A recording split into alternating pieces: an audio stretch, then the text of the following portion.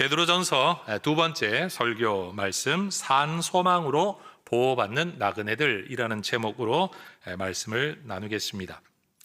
혹시 지금 이 설교를 듣고 계시는 여러분들 가운데 어떤 특정한 색에 대한 구분이 잘 되지 않는 분들이 계실 수도 있을 것 같습니다. 어떤 분들은 빨간 사과와 초록색 사과를 색깔로 구분하는 게 아니라 뭔가 좀 밝기가 다른 같은 모양의 사과 정도로만 인식하는 분들이 있다고 합니다.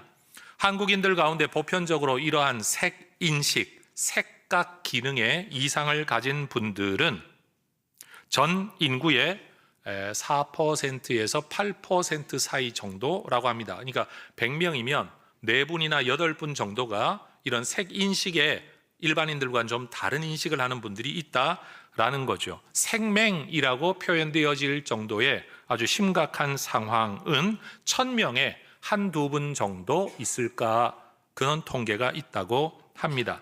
주로 유전적인 요인에 의해 발생이 되는데 대부분은 빨간색과 초록색을 구분하는 일에 가장 큰 어려움이 있다고 합니다. 그리고 주로 남성들에게 이러한 현상이 많이 나타난다고 합니다.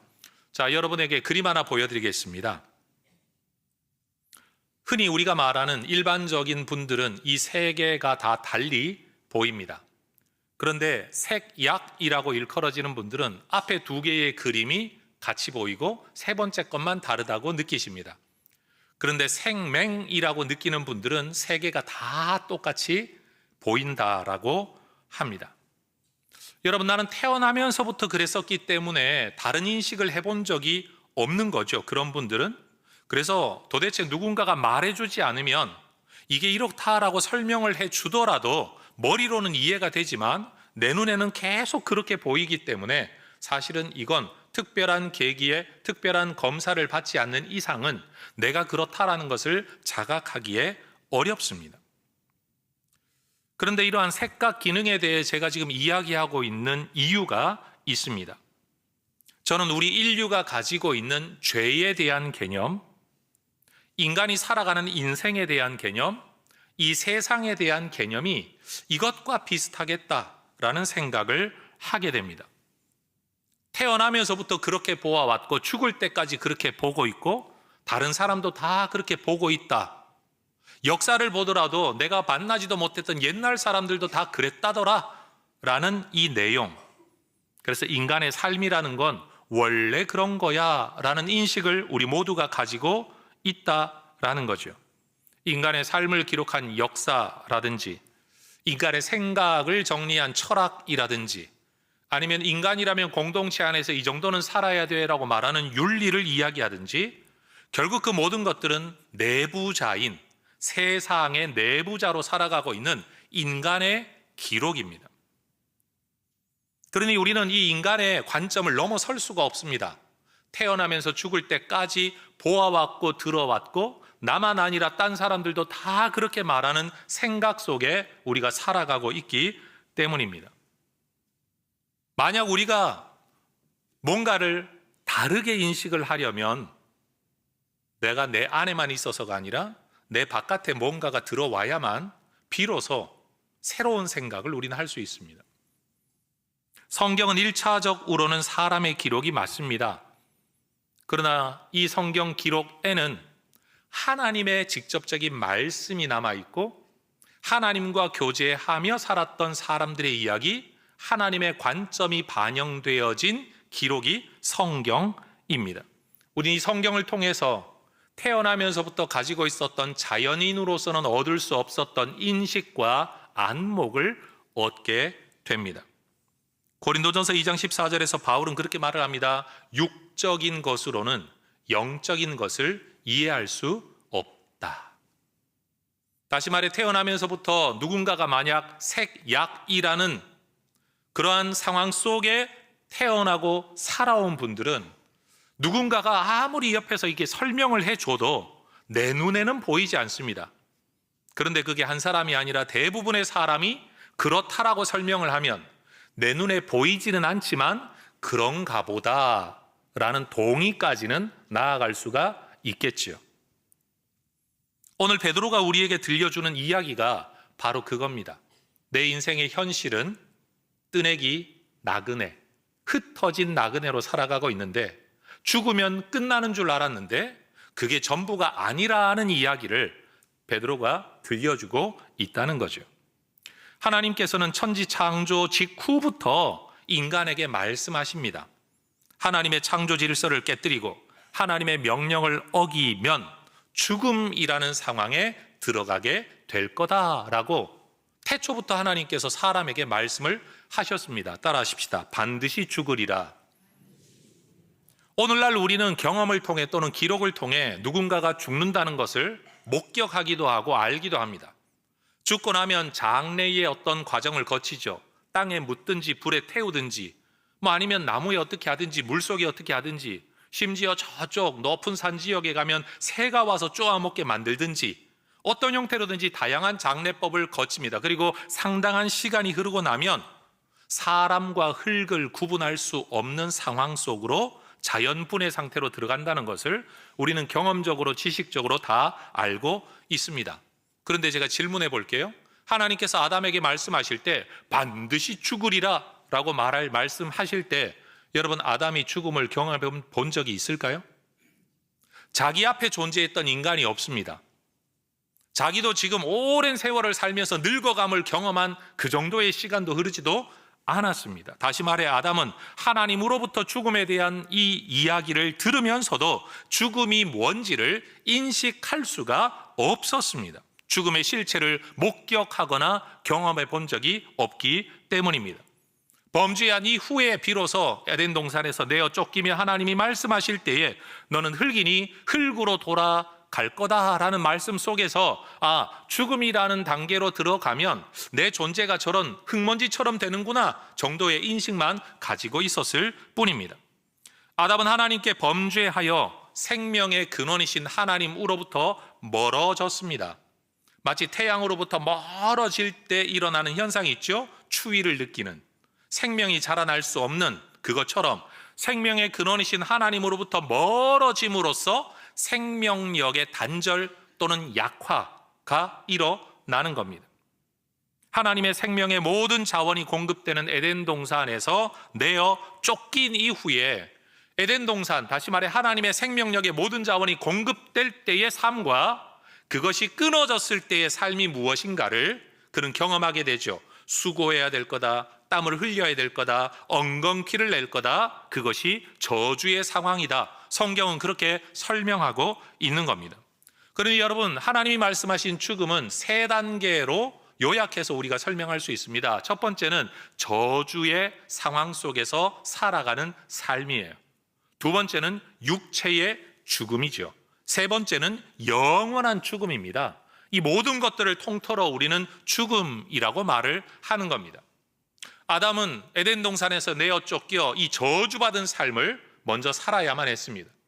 그리고 늙어갔죠. 그런데 그 과정에서 자기의 둘째 아들 아벨이 첫째 아들인 가인에 의해 죽임당한 것을 목격하게 됩니다. 눈으로 보는 육체적 죽음의 첫 번째 목격이 아벨의 죽음, 인류가 경험한 첫 번째 죽음인 겁니다. 결국 인간은 그렇게 세상을 살면서 이런 것이 삶이로구나, 이런 것이 죽음이로구나 라는 것들을 시간 속에서 누적적으로 경험해 갔을 겁니다. 바울은 하나님께서 아름답게 만드신 이 창조 세계 안에 사람으로 인해 죄가 들어왔다, 그리고 그 죄로 인해 죽음이 들어왔다라고 기록을 합니다. 따라하십시다. 사람 때문에 죄가 들어오고 죄 때문에 죽음이 들어왔습니다. 하나님이 원래 만드셨던 창조 세계 안에 이것은 없었습니다. 그런데 인간으로 말미암아 이런 일이 일어난 겁니다. 죄는 창조 세계의 질서, 조화, 아름다움을 깨뜨렸습니다. 그리고 질서, 조화, 아름다움이 깨어진 상태에서의 삶이 곧 죽음의 삶이었습니다. 과학적으로 보더라도 모든 생물은 DNA 복제 과정에서 세포의 노화를 겪으며 결국은 죽음에 이르게 됩니다. 사도 바울은 로마서 8장에서 피조물이 허무한데 굴복한다, 허무함, 썩어짐에 굴복할 수밖에 없다. 썩어짐의 종노릇 할 수밖에 없다라고 이미 이 사실을 언급했습니다. 여러분, 우리의 생명력이 약화되어지면 몸에는 이상 증상이 나타납니다. 이전에 없었던 증상이죠. 이전에는 생명력이 제대로 작동할 때의 몸 상태하고 생명력이 제한되어질 때의 몸 상태가 다른 겁니다. 왕성하게 심장이 작동할 때와 심장 기능에 이상이 있을 때, 위가 왕성하게 제 역할을 할 때와 그렇지 못할 때, 간이 생명력으로 충만할 때와 그렇지 못할 때, 피부의 탄력성과 여러분 피부의 모습이 생명력으로 충만할 때와 그렇지 못할 때, 우리는 이것들을 경험하며 살아갑니다. 이걸 우리는 질병이라고도 말을 하고 노화라는 형태로도 말을 하는 거죠. 우리 인류는 이런 삶을 역사 속에 살아왔습니다. 태초의 아담 이후로 지금까지 모든 사람들이 이러한 증상과 현실 속에 살다 보니 우리는 이런 삶을 당연한 것으로 인식합니다. 삶은 원래 그래. 사는 건 원래 그런 거야. 세상은 원래부터 그랬어.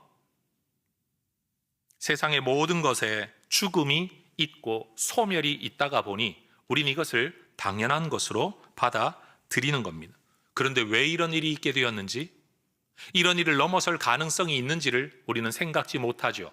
태어날 때부터의 생각 기능 이상으로 사는 것처럼 태어나면서부터 그걸 전부라고 보고 살아온 우리는 이걸 넘어서는 것, 극복하는 것에 대한 가능성이 없는 겁니다.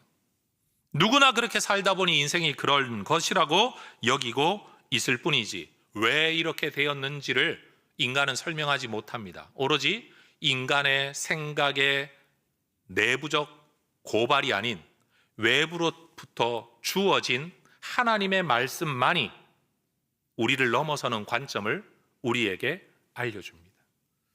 여러분, 하나님의 뜻 알아야 지금의 삶을 넘어설 수 있습니다. 예수 믿고 사는 삶은 지금 사는 삶을 더 잘 사는 것, 더 편하게 사는 것이 아니라 지금껏 보지 못했던 걸 보고 알지 못했던 걸 알며 새로운 차원에서 살아가게 되는 삶인 줄로 믿습니다. 그러니 여러분, 사람들은 이러한 원리가 작동되어지는 인생의 모든 모습들을 이걸 인생의 법칙인 것처럼, 자연의 법칙과 진리인 것처럼 여깁니다. 그러나 어떤 죽음의 양상이든 죽음이라는 것은 하나님의 생명력에서 끊어진 결과이다라는 것만큼은 우리가 성경을 통해 분명히 알아야 할 겁니다. 예수님의 십자가 죽음도 이러한 죽음의 법칙 아래에서 일어난 일입니다. 그런데 예수님의 부활은 이러한 죽음의 법칙, 세상의 법칙을 넘어서는 일이었습니다. 예수님의 부활은 죄와 죽음의 법칙을 깨뜨리는 사건, 깨어졌던 하나님의 창조 질서를 원래대로 회복하시려는 사건, 세상 안에 있는 것으로는 절대 일어날 수 없는 일이 일어났다는 점에서 우리는 기적이라고 말을 하지만 그 기적은 어쩌다가 일어난 기적이 아니라 하늘의 생명이 죽음의 세상 가운데 침입해 들어온 하늘의 사건. 우리는 이 세상을 전부라고 여기고 살고 있지만 하나님 나라에는 이런 일이 일어난다. 하나님 나라는 이런 것이다라고 알려주는 사건이 바로 예수님의 부활 사건입니다. 그것은 세상의 절대적 질서를, 죽음의 질서를 절대화하지 아니하고 오히려 상대화하는 사건이었습니다. 누구나 피해갈 수 없는 절대적 상황이었는데 이것을 상대화, 무력화시켜버리는 일이 예수님의 부활 사건이라는 겁니다. 그러니 예수님의 부활 사건은 죄로 오염된 죽음이 지배하는 이 세상적, 물리적, 과학적 법칙이 전부인 줄 알고 살아가는 우리에게 이 땅의 질서와는 다른 질서가 있다. 이 땅의 능력과는 다른 능력이 있다. 이 땅의 존재 양상과는 다른 존재 양상이 있다라는 것을 알려주는 계시적 사건이라는 겁니다. 바울은 로마서 6장 9절에서 이러한 삶을 일컬어 사망이 주장하지 못하는 삶이라고 표현을 하는 겁니다. 따라하십시다. 사망이 주장하는 삶. 다시요. 사망이 주장하지 못하는 삶. 그렇죠. 우리 인류는 사망이 주장하는 삶을 살아가고 있죠. 생명력의 단절 속에 죽음과 죽음의 증상이 나타나서 결국은 다 소멸되어져야 되는 사망의 법칙 속에 우리는 살아가고 있는 겁니다. 누구 한 사람도 예외가 없습니다. 시간을 몇 년 길게 할 수 있을런지 몰라도, 과학의 발달로 이것이 10년, 20년이 늘어날는지는 몰라도 이 법칙 자체를 넘어설 수 있는 사람은 아무도 없습니다. 그런데 예수님은 이 사망이 주장하지 못하는 대상과 삶이 있다는 것을 우리에게 보여주시는 겁니다. 여러분, 첫 인류이며 인류의 대표였던 아담 때문에 하나님의 창조 세상이 원래는 보시기엔 너무 좋았는데 이것이 완전히 파괴되어진 새로운 국면으로 접어들었습니다. 마찬가지로 예수님은 두 번째 아담이시며 인류의 대표로 이 땅에 오셔서 죄를 짊어지시고 죽고 부활하심으로써 깨어진 세상에 또 다른 국면으로의 전환을 이루셨습니다. 그래서 아담의 사건이나 예수님의 사건은 인류 역사상, 말 그대로 인류 역사상 세상을 완전히 뒤집어 놓은 두 개의 절대적 사건입니다. 이 사건은 반복될 수 없다라는 점에서, 그리고 모든 인류에게 적용이 된다, 효력을 미친다라는 점에서 신학적으로는 이런 사건을 종말론적 사건이라고 표현합니다. 신학적으로 종말론적 사건이라는 것은 종말에 있게 될 현상들을 말하는, 어떤 사건들을 말하는 게 절대 아닙니다. 세상 마지막 날이 되면 전쟁이 있을 거야, 전쟁에 소문이 있을 거야, 지진이 있을 거야, 기근이 있을 거야, 아닙니다. 그건 그냥 종말의 징조일 뿐이고, 종말론적 사건이라고 칭하는 것은 두 번 반복될 수 없고 한 사건이 인류 전체에게 영향을 미치게 되는 사건을 의미하는 거예요. 그러니까 아담의 사건도 종말론적 사건이고 예수님의 십자가 죽음과 부활도 종말론적 사건이 되는 거죠. 이것을 또 다른 언어로는 새 창조의 사건이라고 부르기도 합니다.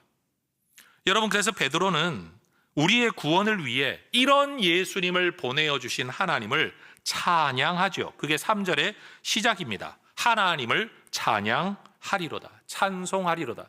여러분, 시편을 보면 이런 표현은 굉장히 자주 반복되어집니다.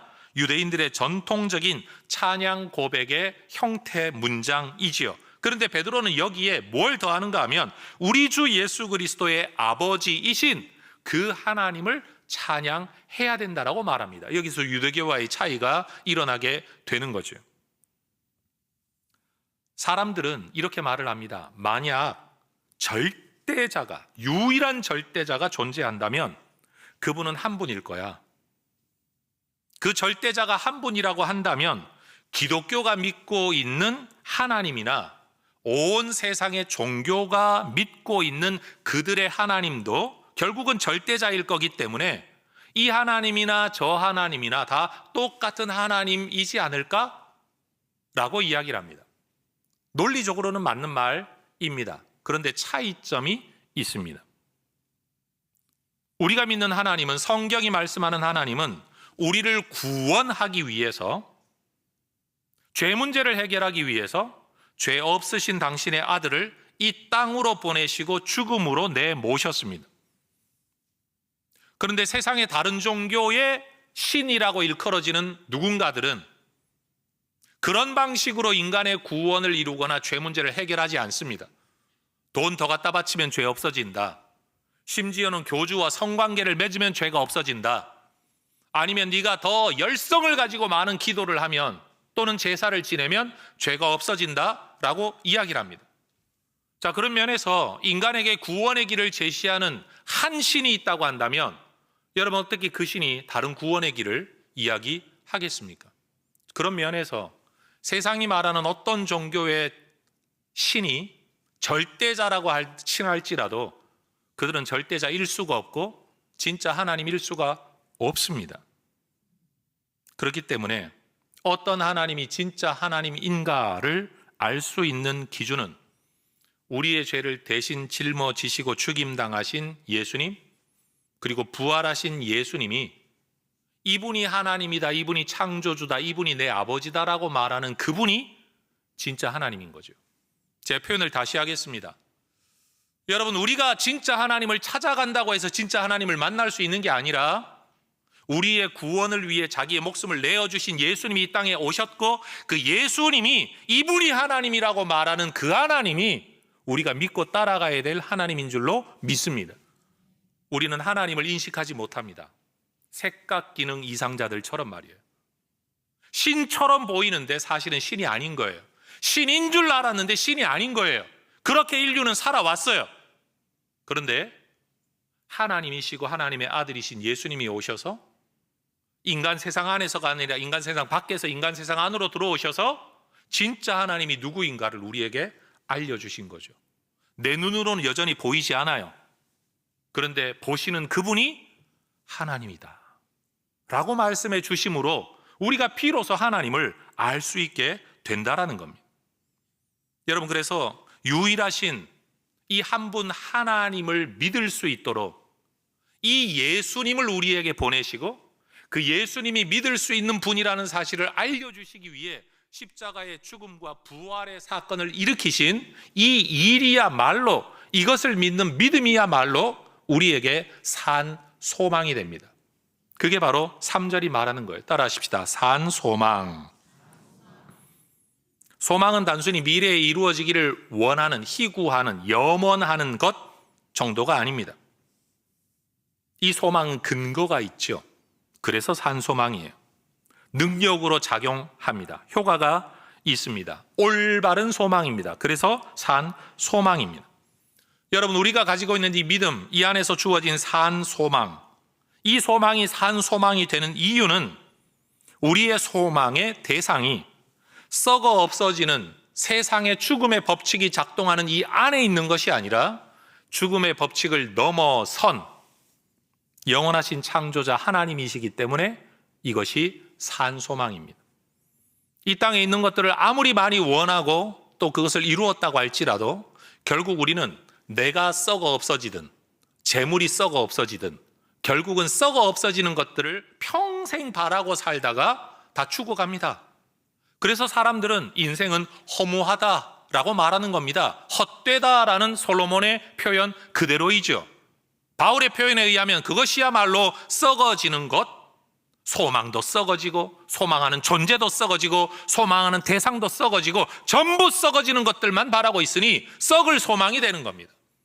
그런데 오늘 성경은 우리에게 우리의 소망은 그런 것에 대한 것이 아니다. 산 소망이다. 영원하신 창조주 하나님에 대한 소망이기 때문에 산 소망이고, 우리의 소망의 내용이 세상에 썩어질 것에 대한 게 아니라 썩어지지 아니하시는 하나님이 우리에게 약속하신 것, 그 하나님의 능력을 믿기 때문에 이게 산 소망인 겁니다. 그리고 우리의 소망은 근거가 있죠. 일어나지도 않은 걸 나 혼자 기대하는 게 아니라 그 긍휼을 가지고 예수를 죽음에서 부활케 하신 이 근거 있는 일이 우리에게 이루어지기를 기대하기 때문에 이게 근거 있는 소망, 산 소망이 되는 겁니다.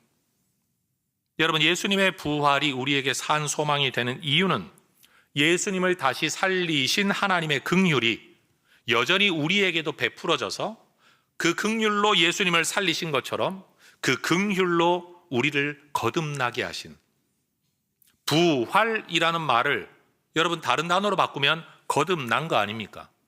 부활이에요. 그게 예수님을 부활케 하신 분이 우리를 부활케 하실 거다. 뭐의 근거에? 그분의 긍휼에 근거해. 베드로가 말하고 있는 긍휼이라는 단어는 구약 성경에서 헤세드라는 단어를 이어받고 있는 개념입니다. 여러분, 동정심은 불쌍하게 여기는 마음 정도로 끝나지만 베드로가 말하고 있는 긍휼과 구약이 언급하고 있는 헤세드라는 단어는 마음으로 끝나지 않고 불쌍히 여기는 마음이 왜 일어나는가 하면 그와 내가 맺고 있는 언약적인 관계 때문에 일어나는 것이고, 다시 말해 모르는 사람에 대해 일어나는 게 아니라 책임 있는 사람에 대하여 일어나는 마음이고, 그 마음은 반드시 행동으로까지 이어지는 것. 그래서 마음과 행동이 이어지는, 관계가 이어진, 이 세 가지가 다 이어지는 단어가 긍휼과 헤세드라는 단어입니다. 바로 이러한 긍휼, 이 헤세드 때문에 하나님은 우리에게 무언가를 행하신다. 그게 뭐냐? 거듭나게 하신다. 거듭나게, 부활하게, 다시 살게 하신다는 겁니다. 그런데 여러분, 우리는 거듭남이라는 단어를 쓰면 이 단어도 세상 속에서 이미 오염되어져 있죠. 누군가가 좀 좋지 않은 일을 하다가 이제는 난 그 일에 손 끊었습니다, 다시는 하지 않습니다, 그러면 어이구 거듭나셨군요 라고 우리는 흔히 말합니다. 삶의 양상이 조금 달라지면 우리는 거듭났다라는 표현을 쓰지만, 오늘 본문이 말하고 있는 거듭남은 인간의 윤리적 변화, 삶의 변화, 행실의 변화를 말하는 게 아닙니다. 여러분, 내가 태어난 겁니까? 부모님이 날 낳으신 겁니까? 대답을 요구하겠습니다. 대답하십시오. 모르시면 대답 안 하셔도 됩니다. 여러분, 내가 태어난 겁니까? 하나님이 나를 낳으신 겁니까? 죄송합니다, 부모님이 나를 낳으신 겁니까? 그렇죠. 거듭남이라는 건 내가 행하는 뭔가가 아니라 하나님이 나를 낳으신 겁니다. 하나님이 나에게 새 생명을 주신 겁니다. 이게 거듭남입니다. 특별히 베드로전서 1장 23절을 보면 이것은 인간의 뭔가를 통해 일어나는 일이 아니죠. 썩지 아니할 씨, 살아있는 하나님의 말씀으로 이루어지는 일이라고 말해요. 샘 스톰즈라는 성경학자가 이런 말을 했습니다. 우리가 거듭나 그리스도를 믿게 된 것은 하나님의 많으신 긍휼의 열매입니다. 은혜는 죄인을 유죄로 여기는 반면 긍휼은 죄인을 비참하다라고 여깁니다. 긍휼은 우리 죄의 결과와 부패가 드러날 때 우리에 대해 하나님의 마음에서 일어나는 반응, 그게 긍휼입니다. 우리는 가련하고 애처로우며 죄가 우리를 몰아넣은 상태에서 탈출할 힘이 없습니다. 풀어 설명하면 세상의 법칙을 넘어설 힘이 우리 안에는 없다라는 거예요. 이런 우리를 하나님이 긍휼히 여기셔서 이 죄의 법칙을 넘어서는, 죽음의 법칙을 넘어서는 생명을 우리에게 주셨다, 그리고 주실 것이다. 이게 바로 예수님의 사건을 통해 일어났다는 것이고, 그래서 이것을 알고 이것을 믿는 것이 우리에게는 산 소망이 된다라고 말하는 겁니다. 여러분, 예수님의 부활이 우리에게 산 소망이 되는 이유는 하나님께서 우리에게 주시려는, 이 땅에 썩어 없어질 것이 아닌 무언가를 주려고 하는 inheritance, 유업, 상속받는, 기업이라고도 일컬어지는 무언가가 어떤 성격의 것이냐. 4절을 보면 썩지 않고 더럽지 않고 쇠하지도 않는. 왜 이 유업을 이렇게 다양한 표현으로 쓸까요? 베드로의 이러한 표현은 다각적인 의미를 담고 있습니다. 썩지 않는다. 헬라어에서 아라는 단어 붙으면요, 이 부정의 의미가 있거든요. 프타르토스, 죽음과 부패로부터의 보호. 더럽지 않은 미안토스, 도덕적인 부정이나 내부적인 변질로부터의 보호. 쇠하지 않는 마란토스, 자연과 시간으로부터의 보호. 다시 말하면 바깥에서 오는 어떤 세력으로 인하여 오염되지 않고 내부에서 일어나는 부정으로도 오염되지 아니하고 시간이 흐른다고 해서 오염되지 않는 그 무엇을 하나님이 우리에게 주신다는 거예요. 여러분, 이 세상에 있는 모든 것이 부패하고 변질되는 죽음의 법칙 아래 있습니다. 여러분, 그렇게 이뻤던, 그렇게 멋졌던 배우자, 여러분 지금 쳐다보면 가슴이 뛰십니까? 나이가 들어 배우자를 쳐다보고도 가슴이 뛰면 심장 이상이랍니다. 우스갯소리들 그렇게 하죠. 여러분, 그렇게 이뻤지만 너무 오래 보다가 보면 감동이 적고 변해가는 모습 속에서 감동이 적습니다. 사랑도 약속도 그렇게 우리는 다 부패해져 가고 변질되어져 갑니다. 왜냐하면 이 세상의 삶 자체가, 인간성 자체가 죽음의 죄에 오염되어져 있기 때문에 그렇습니다. 그런데 우리가 받을 유업은, 하나님이 우리에게 주시겠다는 그 선물은 하나님의 영원한 질서와 생명이 작동하는 하늘나라에 보관되어 있어서 변질이 안 됩니다. 외부로부터도 변질이 안 되고 내부로부터도 변질이 안 되고 시간이 흐른다고도 변질되지 않는 것, 이걸 설명하기 위해 하늘에 간직하신 것이라고 말씀합니다. 여러분, 세상에 있는 내 미래를 위하여 여러분 준비하는 모든 자산들은 변질됩니다. 화폐같이 달라지죠? 주식같이 달라지죠? 부동산 가치 달라지죠? 여러분, 모든 것들이 달라집니다. 여러분, 금이 변하지 않는다라고 말하긴 하지만 그래 봐야 돌덩이일 뿐입니다. 여러분, 언젠가는 다 변합니다. 창조 세계 안에 존재하는 모든 물질은 궁극적으로 썩어지고 파괴되고 될 것입니다. 그래서 세상에 존재하는 모든 피조물은 썩어짐의 종노릇을 할 수밖에 없다라고 말하는 겁니다. 따라하십시다. 썩어짐의 종노릇. 쉽게 말하면 당연히 썩는다는 겁니다. 그런데 영원하신 창조주 하나님께서는 디모데전서 1장 17절 썩지 않으시죠. 왜요? 세상에 속하지 않았으니까요. 죽음의 법칙 아래에 있는 분이 아니기 때문에. 그래서 베드로전서 1장 23절이 말하는 것처럼 하나님의 말씀도 썩지 않습니다. 변하지 않습니다. 오염되지 않습니다.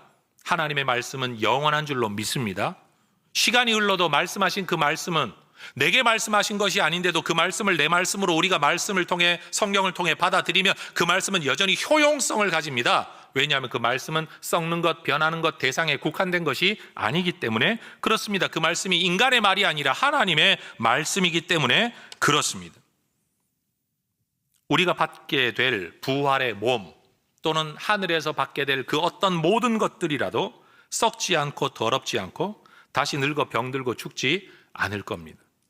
여러분 연세가 드시면 피부가 옛날 같지 않죠? 여러분 저도 보니까 나이가 들어가니까 운동 기능이 일단 옛날 같지 않습니다. 눈 시력이 벌써 옛날 같지 않아서 요 근래 안경을 다시 맞췄는데 여러분 시력이 급격히 나빠지더라고요. 노안도 진행이 되고 여러분 뭐 원시도 근시도 다 진행이 되어서 여러분 책 보는 게 점점 어려워지는 때를 제가 벌써 접어들게 됩니다. 그래서 스탠드 하나 또 샀습니다. 어떻게든 책을 한번 읽어보겠다고. 여러분 여기에서 우리는 다 시간의 흐름을 느낍니다. 죽음의 증상을 느끼는 겁니다. 내 마음대로 내 뜻대로 되는 게 아닙니다. 목사도 피해갈 수 없습니다. 권사장로도 피해갈 수 없습니다. 여러분 뭔가 조금 이쁘게 해보려고 열심히 피부과 다니시는 줄 알지만 소망 하나 가지는 건 여러분 천국에는 리프팅 필요하지 않습니다. 뭘 주입하지 않아도 됩니다. 여러분 우리가 천국에 가면 몇 살 나이로 돌아갈까요? 생각 안 해보셨나요? 몇 살이라고 장담할 수는 없지만 여러분 하나님의 생명력이 가장 왕성한 그 상태로 여러분 우리를 천국에 이끌어 들이실 줄로 믿습니다. 천국에서 허리 꼬부랑 해가지고 지팡이 짚고 다니는 일 절대 없을 테니 여러분 염려하지 마십시오. 우리 하나님께서 우리에게 이런 유업을 하늘에 우리를 위하여 간직해 두셨습니다. 이것은 예수님께서 너희의 보물을 이 땅이 아니라 썩어 없어진 세상이 아니라 하늘에 간직해라 라는 말씀과도 연결이 됩니다.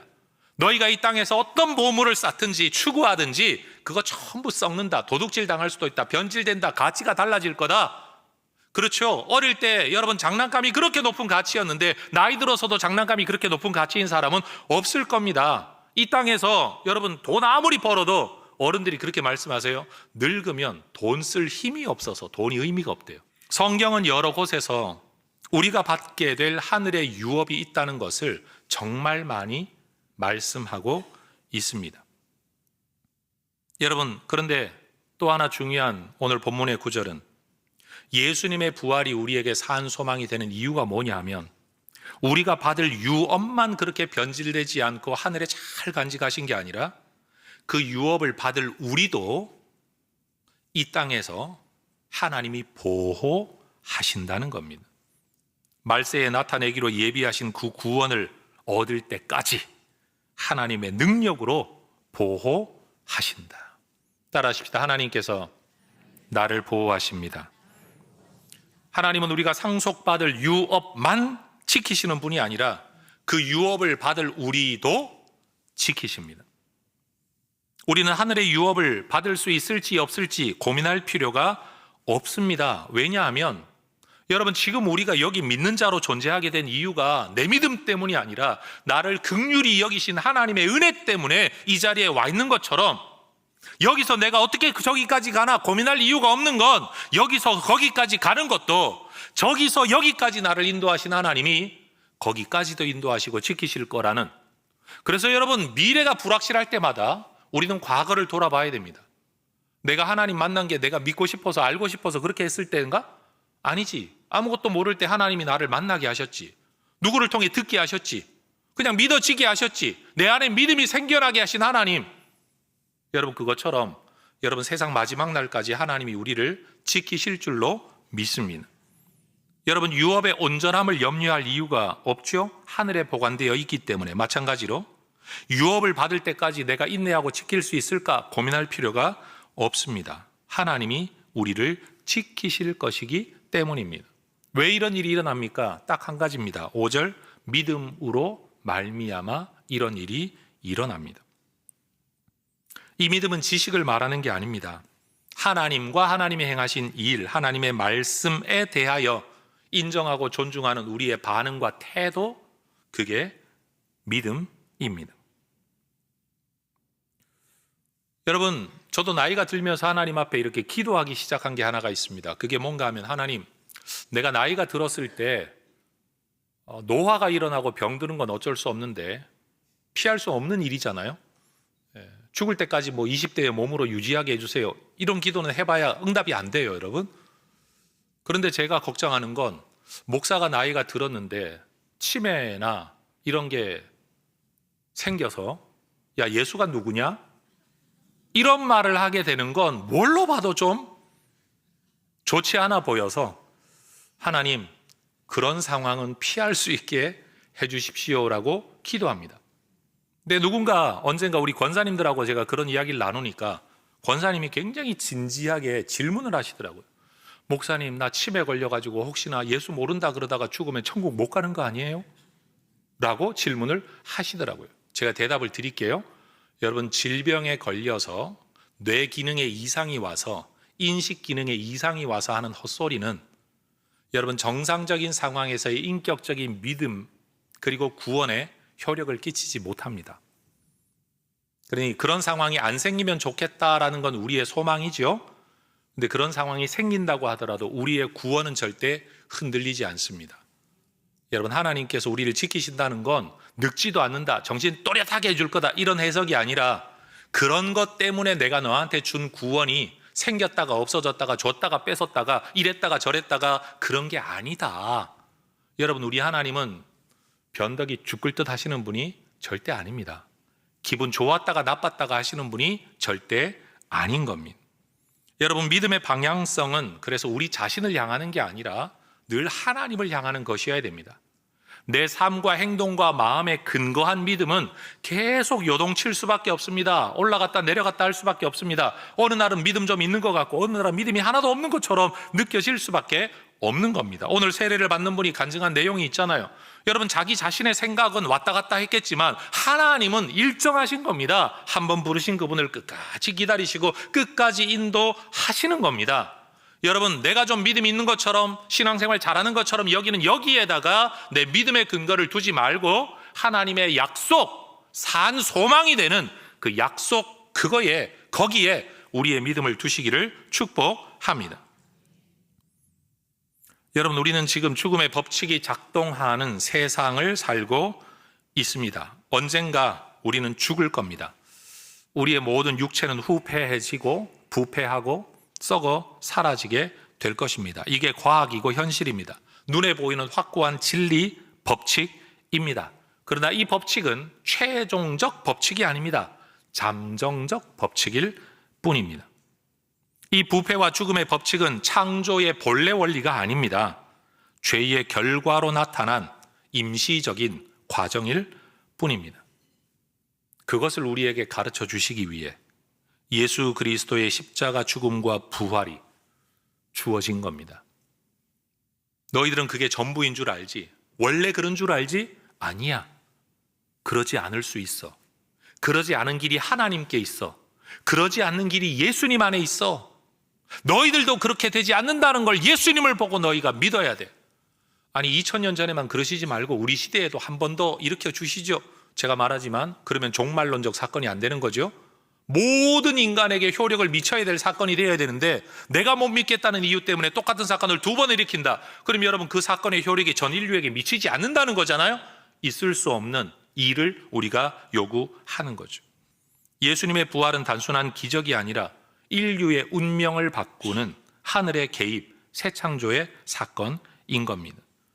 예수 부활은 모든 인류에게 새 생명의 길을 열어준 사건인 겁니다. 얼마나 감사합니까? 그러니 여러분, 이것을 믿을 때, 이것을 바랄 때 이 소망은 썩어질 세상의 것을 바라는 소망과는 다른 차원의 소망인 거죠. 그래서 산 소망인 겁니다. 주가 좀 오르는 소망, 여러분 이루어질 수는 있지만 얼마 지나지 않아 또 내릴걸요. 여러분 거기에 우리 인생을 걸면 여러분 우리 인생은 늘 롤러코스터일 수밖에 없는 겁니다. 일이 잘 되는 것 때문에 소망을 품는다고요? 일 안 될 때가 반드시 있을 겁니다. 그것은 우리의 영원한 소망이나 산 소망이 될 수 없는 겁니다. 여러분, 우리의 소망은 과거의 닻을 내리고 있죠. 근거하고 있죠. 예수님이 다시 살아난 부활의 사건이에요. 여러분, 우리가 가지고 있는 소망은 현재에도 유효합니다. 여전히 예수님 살아계시고 성령님이 우리 안에 계시기 때문이죠. 그리고 우리가 가지고 있는 소망은 미래의 완성될 것입니다. 약속대로 모든 역사를 진행해 왔던 하나님은 다시 오실 것이라는 약속도 실행할 거라는 걸 우리는 믿을 수가 있는 거죠. 말씀하신 걸 안 지키시면 못 믿는데 예언했던 모든 말씀을 이루신 하나님은 마지막 남은 이 말씀도 이루실 거라는 걸 우리는 능히 믿을 수가 있는 겁니다. 우리는 육신의 눈에 보이는 대로는 세상에 흩어진 나그네로 살아가고 있지만 여러분, 하나님 보실 때는 산 소망의 사람들입니다. 세상에는 나그네, 이방인, 뜨내기, 외국인이지만 빌립보서 3장 20절이 말하는 것처럼 우리의 시민권은 어디에 있습니까? 하늘에 있습니다. 우리의 소망 어디에 있습니까? 하나님께 있습니다. 세상에 누구도 창조를 경험하지 못했습니다. 보지 못했습니다. 창조에 참여한 인간은 없습니다. 그러니까 우리는 존재하는 창조 세상만 보고 야, 이런 게 만들어지려면 내가 볼 때 이 세상이 돌아가는 이 세상의 법칙 안에서 볼 때 이런 세상이 만들어지려면 얼마나 걸려야 돼? 야, 수십억 년은 걸릴 것 같아. 여러분, 그건 거짓말이 아닙니다. 과학적 추정이고 추론입니다. 그런데 그 세상을 보지 못했으니까 우리가 그렇게 말을 하는 거고, 창조를 행하신 하나님이 보실 때는 6일 만에 창조했다. 그냥 그게 성경의 여러분 이야기입니다. 죽으면 끝난다 세상은 말합니다. 세상이 전부다 라고 말합니다. 근데 성경은 뭐라고 말해요? 이 세상 바깥에서 보시면서 너희들은 죽으면 끝나는 것 같지. 너는 끝날 수 있어. 근데 세상은 끝나지 않아. 너는 죽음 이유를 모르니까 죽으면 다 끝날 거라고 생각하지? 아니야, 심판이 있어. 그리고 영원한 존재 양상이 있어. 여러분, 우리가 가지고 있는 이 한계를 인정할 수 있기를 소망합니다. 뜨내기로 살아가는 이 땅의 삶이 전부가 아닙니다.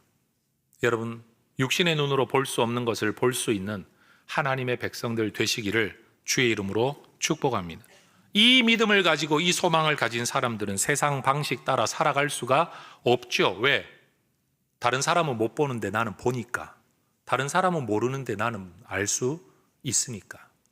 다른 사람은 없다고 말하는데 나는 있다는 걸 아니까. 이 땅의 삶이 끝이 아니라는 걸 아니까 말이에요. 그래서 우리가 산 소망을 가지면 우리는 다른 삶을 살아갈 수밖에 없습니다. 달라야 돼! 라고 말할 이유가 없는 거예요. 알기 때문에 자연스럽게 달라질 수밖에 없는 겁니다. 불확실한 현실은 우리를 힘들게 하지만 그게 전부가 아니라는 걸 우리는 압니다. 살다가 어려움을 우리는 분명히 겪게 될 겁니다. 그러나 그게 전부가 아니죠. 우리도 죽음의 법칙 속에 살아야 됩니다. 목사이든 장로이든 집사이든 성도이든 여전히 우리는 생로병사의 모든 과정을 거쳐야만 합니다. 그런데 세상은 그게 전부죠. 그러나 하늘의 생명을 부여받은 우리에게는 그것 외의, 그것 이상의 삶이 우리에게 공존하게 되죠. 그게 다른 삶이에요. 자, 방송실 그림 한 번만 다시 보여주세요.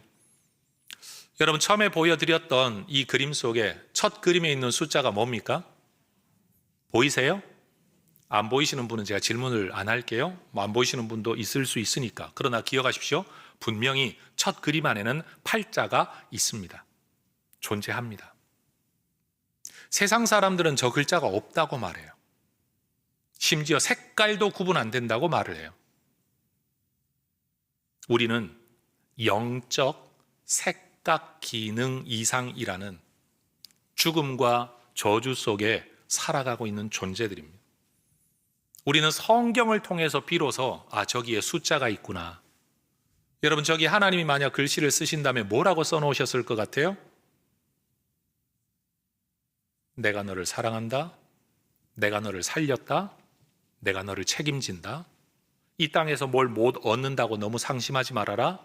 하늘의 유업, 절대 사라지지 않는 거 내가 너를 위해 꼽을 쳐두고 있다.